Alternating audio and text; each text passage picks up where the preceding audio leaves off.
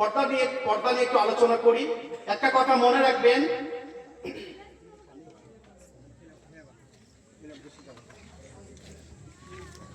একটা ছেলেকে মানুষ করতে গেলে তার মা বাপকে 20 বছর লেগে যায়, না কি বলছেন? একটা ছেলেকে মানুষ করতে গেলে তার মা বাপকে 20 বছর লেগে যায়, তারপরে সন্তানটা মানুষের মতো মানুষ হতে পারে না। কিন্তু একটা ছেলেকে খারাপ করতে গেলে একটা মেয়ের কাছে 1 সেকেন্ড লাগবে না, নাকি বলছেন? তারপরে কেন মেয়েরা পর্দা করছে না? এর জন্য তাই শুধু মেয়েরা নয়, তার বাড়ির গার্জেন কাল কিয়ামতের দিনে আল্লাহ তাদেরকে ছেড়ে কথা বলবে না, বলবে তুমি বাড়ির গার্জেন হয়ে তোমার স্ত্রী কেন বেপরদায় চলেছে, তুমি বাড়ির গার্জেন হয়ে তোমার মেয়ে কেন বেপরদায় চলেছে।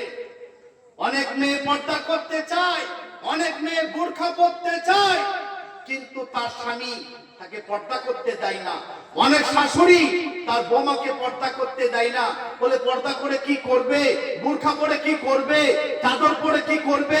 এখন মডার্ন যুগ, বেপর্দায় চলতে হবে। 80 বছর বয়স হলে কখন পর্দা করবে? তো আপনি তো আপনার স্ত্রীকে বেপর্দা করেছেন। তো আল্লাহ রাব্বুল আলামিন কোরআনের মধ্যে বলেছে নারী এবং পুরুষের কেমন চলন হতে পারে। আল্লাহ বলছে, ওগো ঈমানদার পুরুষরা, যারা আল্লাহ মানো, রাসূল মানো, আখিরাতকে বিশ্বাস করো, তোমরা কান খুলে শুনে নাও।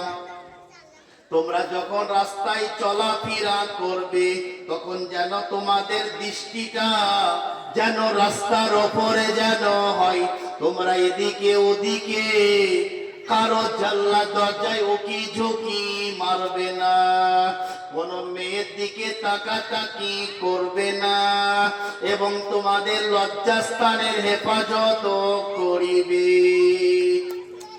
আল্লাহ মেয়েদের সম্বন্ধে বলছে, তোমরা মায়ের জাত, তোমরা যখন রাস্তায় চলাফেরা করবে তখন যেন তোমাদের দৃষ্টিটা যেন রাস্তার ওপরে যেন হয়, তোমরা এদিকে ওদিকে কারো জানলা দরজায় উকি ঝুঁকি মারবে না, কোন ছেলের দিকে তাকাতাকি করবে না, এবং তোমাদের লজ্জাস্থানের হেফাজত করিবে।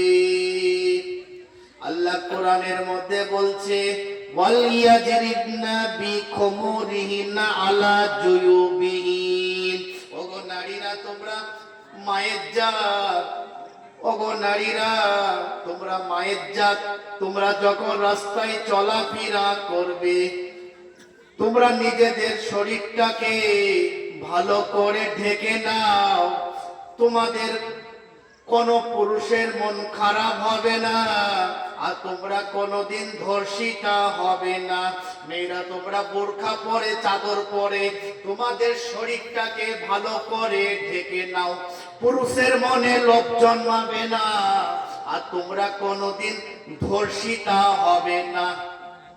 মিলিটারি প্রশাসন দিয়ে কোনদিন ধর্ষণ বন্ধ হবে না, যাদেরকে গার্ডে রাখবে তারাই তো ধর্ষণের সুযোগ চাইবে।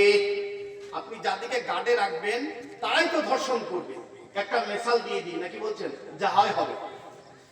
একটা রাস্তায় একটা মেয়ে ছেলে যাচ্ছে স্কুল, আর একটা ছেলে হেই করেছে, মানে একটা ছাগল বা একটা শিয়াল বুঝলেন, একটা ছাগল রাস্তায় যাচ্ছে, একটা ছাগল রাস্তায় যাচ্ছে, আর একটা শিয়াল ছাগলটাকে নিয়ে মানে চলে যাচ্ছে, বুঝলেন, মুখে করে কামড়িয়ে ছাগলটাকে নিয়ে চলে যাচ্ছে।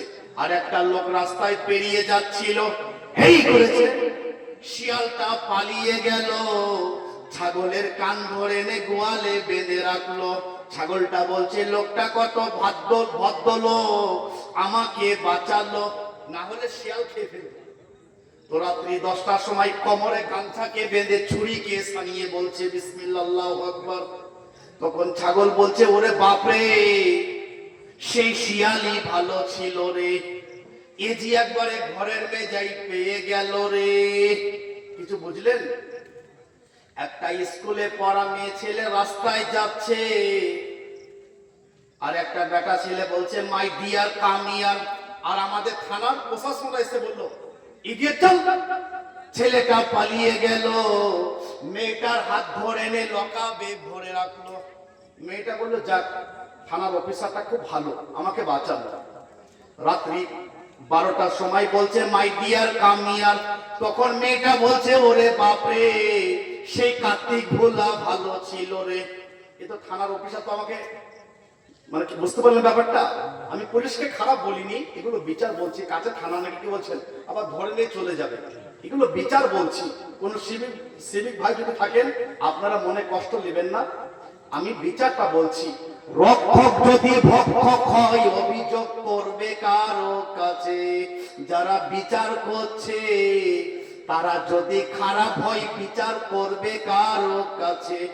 তাই কলকাতা বলো, মুম্বাই বলো, সিউড়ি বলো, আজ যে সব লজ বলো, আজকে দেখবেন অনেক ছেলে মেয়ে কলেজের নাম করে তাদেরকে লজে দেখা যায়। আবার অনেক ছেলে মেয়ে কলেজের নাম করে তাদেরকে পার্কে দেখা যায়। পার্কে অন্যায় চলছে, নারী পুরুষের অবৈধ মিলামিশা চলছে, ব্যভিচার চলছে, কত অন্যায় অত্যাচারও চলছে। তারা সমাজের ভালো কি